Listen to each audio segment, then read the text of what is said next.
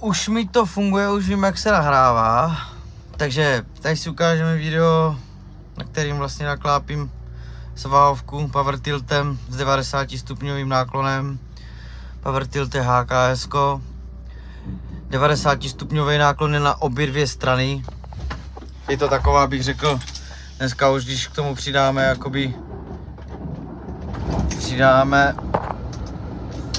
hydraulický rychloupínák, tak je to taková ta základní výbava.